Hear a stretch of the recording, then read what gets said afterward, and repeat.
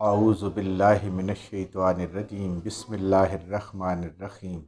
अल्लाहुम्मा सल्लि अला मुहम्मद व अला आले मुहम्मद। अल्लाह जल्ला शानू का बेहिसाब करम एहसान उस ज़ात का कि जिसने एक दफ़ा फिर कुरान मजीद समझने के लिए यहाँ पे हमें इकट्ठा कर दिया। आज हम इंशाअल्लाह सूरह बकरा की आयत नंबर 236 से अपना सबक शुरू करेंगे। अऊज़ु बिल्लाहि मिनश्शैतानिर्रजीम बिस्मिल्लाहिर्रहमानिर्रहीम ला जुनाहा अलैकुम इन तल्लक़्तुमुन निसा मा लम तमस्सूहुन्ना औ तफ़रिज़ू लहुन्ना फ़रीज़तन व मत्तिऊहुन्ना अलल मवासिइ क़दरुहु अलल मुक़्तिरि क़दरुहु मताउम बिल मारूफ़ हक़्क़न अलल मुहसिनीन। तलाक़ के मसाइल और तलाक़ के बारे में तालीम हम पढ़ रहे हैं। इन आयात में कलामुल्लाह में अल्लाह फरमा रहे हैं ला जुनाहा अलैकुम, नहीं है तुम्हारे ऊपर कोई गुनाह। यानी इन अल्लाह के अहकामात पर अमल करते हुए तुम्हारे ऊपर कोई बाज़ पुरस नहीं होगी, इसलिए कि तुम अल्लाह के हुक्म को पूरा करने की कोशिश कर रहे हो। इन तल्लक़्तुमुन निसा, अगर तलाक़ दो तुम औरतों को, किन औरतों को? मालम, नहीं जिनको, तमस्सूहुन्ना, उनको हाथ नहीं लगाया, उनको छुआ नहीं है, जिसको हम उर्फ़ आम में कहते हैं कि उन औरतों को कि जिनकी अभी रुख़्सती नहीं हुई। निकाह पहले हो जाता है, उस वक़्त भी होता होगा, आज भी पहले हो जाता है, और रुख़्सती बाद में होती है। तो उन औरतों को जिनकी अभी रुख़्सती नहीं हुई, तुम्हारे घर में रुख़्सत होकर नहीं आई, अगर उनको तलाक़ दो, निकाह के बाद रुख़्सती से पहले पहले किसी भी वजह से तलाक़ की नौबत आ जाती है, ये उनके बारे में अहकामात है।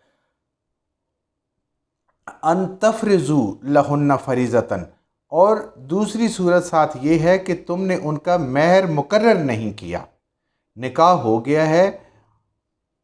ये तो आजकल है ना कि निकाह का फॉर्म होता है, उसमें सारी चीज़ें फिल होती हैं, फिर वो रजिस्टर होता है, और कोई कॉलम अगर ख़ाली हो तो उसको वापस कर दिया जाता है। उसको पूरा करके निकाह रजिस्ट्रार जो होता है, गवर्नमेंट की तरफ से मुकर्रर किया हुआ, यूनियन काउंसिल की तरफ से, वो उसको पूरा करता है। लेकिन पहले ऐसे नहीं था, यहाँ भी ऐसे नहीं था कि निकाह हो जाता था। तो ऐसा भी हो सकता है कि निकाह हो जाए और महर जो है उसको मुकर्रर ना किया जाए, उसको बाद में कि जब रुख़्सती होगी उस वक़्त महर मुकर्रर कर लें। ज़बान से इकरार होता था, निकाह का खुतबा होता था, सारी चीज़ें ज़बानी होती थी और लोग उस पर अमल करते थे, अपनी ज़बान का पास करते थे, उसको भी एक अहद के बराबर लिया करते थे। तो अगर औरतें हैं, उनकी निकाह तो हो गया है, रुख़्सती नहीं हुई और उनके लिए महर भी मुकर्रर नहीं हुआ, तो उनके लिए ये हुक्म हो रहा है व मत्तिऊहुन्ना, फ़ायदा दो उनको माली फ़ायदा पहुँचाओ। तलाक़ का एक सदमा होता है और रब हमें तालीम दे रहे हैं, अल्लाह की ज़ात हमें फरमा रही है कि उनको फ़ायदा दो जो ये एक मुश्किल काम है, एक मुश्किल फ़ैसला है जिसके मरहले से औरत गुज़र रही है, तो उसकी दिलजोई के लिए उनको फ़ायदा दो। अलल मूसिई क़दरहु, मोसे जैसे तुम्हारी वुसअत है, जो तलाक़ देने वाला मर्द है, जो उसकी हैसियत है, क़दरहु उसकी वुसअत के मुताबिक, उसकी कदर के मुताबिक, व अलल मुक़्तिरी, और तंगी वाले के लिए क़दरहु, जितनी उसकी वुसअत है, जितनी वो कर सकता है। इसके लिए कोई मुकर्रर नहीं किया जा रहा है, जितना वो उसका खामन जिसके साथ निकाह हुआ है, वो माली हालत उसकी अच्छी है, उसी हिसाब से वो महर अदा कर दे, कुछ रकम अदा कर दे, कुछ माली फ़ायदा उसको दे दे जितना दे सकता है। जो तंगदस्त है वो तंगदस्ती में जितना कर सकता है वो करे, और जिसको अल्लाह ने खुशहाल किया और अल्लाह ने नेमतें दी हुई हैं, वो उस नेमत के मुताबिक खुले दिल से, खुशी से उसको कुछ ना कुछ माली फ़ायदा ज़रूर पहुँचाए, क्योंकि ये बहुत बड़ा धचका और बहुत बड़ी एक चीज़ है जो अल्लाह को पसंद भी नहीं है, लेकिन फिर भी रुख़्सत है। ये हलाल चीज़ों में से नापसंदीदा चीज़ है, और इसको माली फ़ायदा पहुंचाना है अपनी वुसअत के मुताबिक।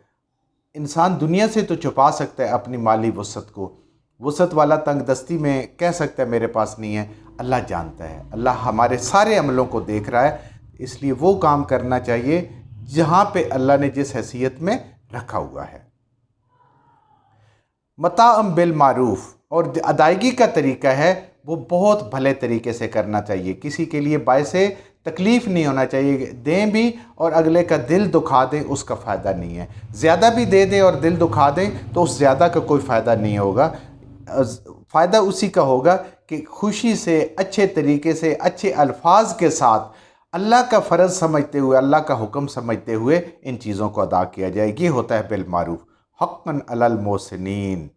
اللہ نے یہ حق مقرر کر دیا ہے ان لوگوں پر، محسنین، جو ایمان کے بلند ترین درجے پہ فائز ہیں۔ اللہ کا حکم مانتا ہی وہی ہے جس کے اندر ایمان ہوتا ہے، اور جو جتنا زیادہ مانتا ہے، جتنا ہر وقت وہ اس طرف کانشس ہوتا ہے کہ میرے اللہ نے کیا حکم دیا ہے، جو میں کام کرنے جا رہا ہوں، وہ محسنین ہوتے ہیں، کہ وہ بہترین طریقے سے نیکیاں کرنے والے ہیں، اور یہ حق ہے ان کے اوپر۔ جو محسن ہی نہیں ہے،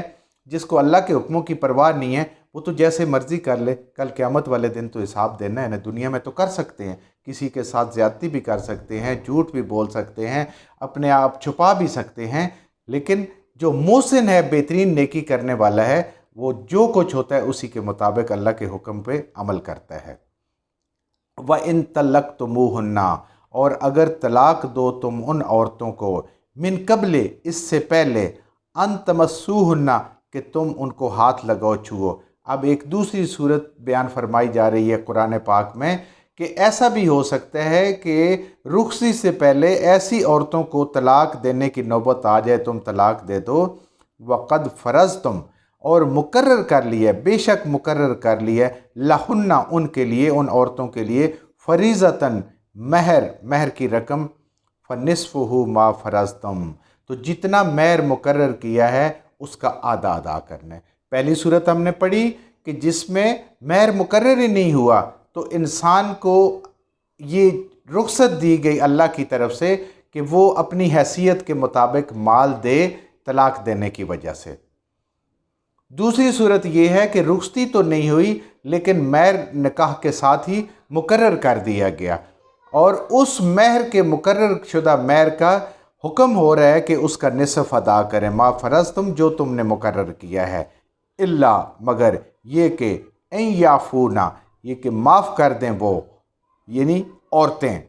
او یعفو الذی بیدہ عقدۃ النکاح، یا معاف کر دے وہ جس کے ہاتھ میں نکاح کی گرہ ہے، یعنی خامند، وہ مرد۔ اب عورت کا معاف کرنا تو یہ ہے کہ وہ جو اس کا مہر مقرر ہے اس کو چھوڑ دے، آدھا تو اس کو ملنا ہے، حکم آ گیا، اس میں سے بھی اگر عورت چاہے تو وہ اس میں چھوڑ دے۔ شاید یہ صورت بھی ہو سکتی ہے کہ وہ عورت خود طلاق لینا چاہتی ہے رخصتی سے پہلے تو وہ اس کو بھی چھوڑ سکتی ہے، اس کے پاس یہ حق ہے، وہ کر سکتے ہیں۔ اور یعفو الذی بیدہ عقدۃ النکاح، اور جس کے ہاتھ میں نکاح کی گرہ ہے وہ بھی معاف کر سکتے ہیں۔ مرد کی معافی یہ ہے کہ جو آدھا مقرر کر رہے ہیں اس قانون کے مطابق، اس قرآن کے ذریعے سے، اس کی معافی کا مطلب یہ ہے کہ وہ اس سے بڑھا سکتا ہے، وہ جو مقرر کیا ہے اس کے آدھا دینے کی بجائے اس سے زیادہ دے سکتا ہے۔ عورت کی معافی یہ ہے کہ وہ اس کو کم کر سکتی ہے، اس کو تھوڑا کر سکتی ہے، اس کو بالکل معاف کر سکتی ہے۔ مرد کے ہاں معافی کا مطلب یہ ہے کہ جو مقرر ہے، نصف جو دینا ہے، وہ اس سے جتنا چاہے بڑھا سکتا ہے، وسعت والا ہے، امیر آدمی ہے، اس کو اللہ نے نعمتیں عطا کی ہوئی ہیں، تو وہ اسی دل سے، کھلے دل سے رخصت کرے، ادا کرے اس کو، جب اپنی بیوی کو جو نکاح ہے جس کے ساتھ ہوا ہے اس کو جب وہ طلاق دے رہا ہو۔ وَأَن تَعْفُوا أَقْرَبُ لِلتَّقْوَىٰ، دونوں کے لیے بات ہو رہی ہے کہ اگر تم معاف کر دو، یعنی معافی والی صورت اختیار کرو، عورت چھوڑ دے اور مرد اپنی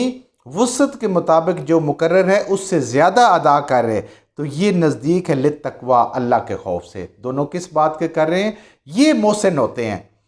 حکم تو ہے کہ آدھا دیں، لیکن محسن، عورت محسنہ ہو جائے گی اگر وہ اس میں سے کم کرتی ہے کہ میں رخصتی بھی میری نہیں ہوئی، کچھ بھی نہیں ہوا، یا میں اپنے مطالبے پہ طلاق لے رہی ہوں، تو وہ اس کو کم کر سکتی ہے، تو وہ محسنہ ہوگی۔ مرد محسن وہ ہوگا، نیکی کے قریب زیادہ وہ پہنچ جائے گا جو نصف کے بعد اللہ نے کہا ہے کہ اپنی وسعت کے مطابق اس میں اور اضافہ کر دو، وہ دونوں میں سے جو اس میں پہل کرے گا وہ محسن ہو جائے گا۔ کیوں؟ اس کے اندر ایمان کا جذبہ زیادہ ہے، اللہ کا حکم ماننے کا جذبہ زیادہ ہے، اور اللہ کا حکم بہترین طریقے سے ماننے کا جذبہ زیادہ ہے، تو یہ تقویٰ کے زیادہ قریب ہے، اللہ کے ڈر، اللہ کے خوف سے اور نیکی کے زیادہ قریب ہے۔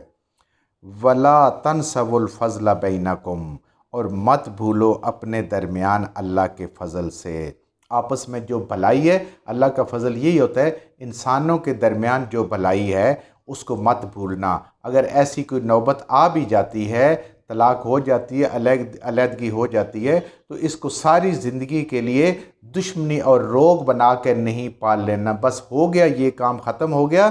اللہ کے فضل سے اسی میں بھلائی ہوگی، جو کچھ ہوا، جس طریقے سے کام چلا اسی میں بہتری ہوگی، اور اللہ کے فضل کو نہیں بھولنا۔ یہ الگ ہونا بھی باعث رحمت ہو سکتا ہے، انسان کو تو نہیں پتہ ساری چیزوں کو، وہ تو وقتی طور پہ دیکھتا ہے، تو یہ اللہ کا فضل ہوتا ہے۔ ان اللہ، بے شک اللہ، بما تعملون بصیر،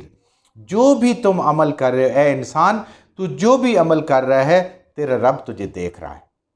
تیرا رب تجھے دیکھ رہا ہے، ہر عمل کرتے ہوئے، ہر معاملہ کرتے ہوئے، حقوق العباد کرتے ہوئے، حقوق اللہ کرتے ہوئے، ہر عمل کو یہ سوچ کے کر اے انسان، تیرا رب تجھے دیکھ رہا ہے، اور واقعی دیکھ رہے، اس میں کوئی شک و شبے والی گنجائش نہیں ہے۔ جب یہ انسان سوچتا ہے، جہاں پہ دیکھیں نا آج بھی کیمرے لگے ہوتے ہیں، انسان کا بیہیویئر مختلف ہوتا ہے، جہاں کیمرے نہیں ہوتے گاڑی کی بھی سپیڈ بڑھا دیتے ہیں، اور کوئی غیر قانونی کام ہو وہ بھی کر لیتے ہیں، لیکن جہاں پہ پکڑ ہوتی ہے وہاں فوراً ہم اپنے قانون کے اندر آ جاتے ہیں۔ تو یہاں بھی ہمیں یہ سمجھنا چاہیے، ہر کام کو ہمارا رب دیکھ رہا ہے، ہمارا اللہ دیکھ رہا ہے، اس لیے اس کی مرضی کے مطابق، اس کے حکم کے مطابق، اور نبی کریم صلی اللہ علیہ وآلہ وسلم کے مبارک طریقوں کے مطابق اپنے اعمال کو کریں، خواہ وہ حقوق العباد ہوں یا وہ حقوق اللہ ہوں، کوئی بھی معاملات ہوں۔ جو کچھ ہم نے صحیح سے پڑھا، اللہ ہمارے ذہنوں میں، دلوں میں بٹھا دے، جہاں جہاں پڑھتے ہوئے بولتے ہیں ہم سے غلطیاں ہوگی، اللہ ہمیں معاف فرما دے، اور ان غلط باتوں کو ہمارے ذہنوں سے، دلوں سے اللہ کی ذات نکال دے۔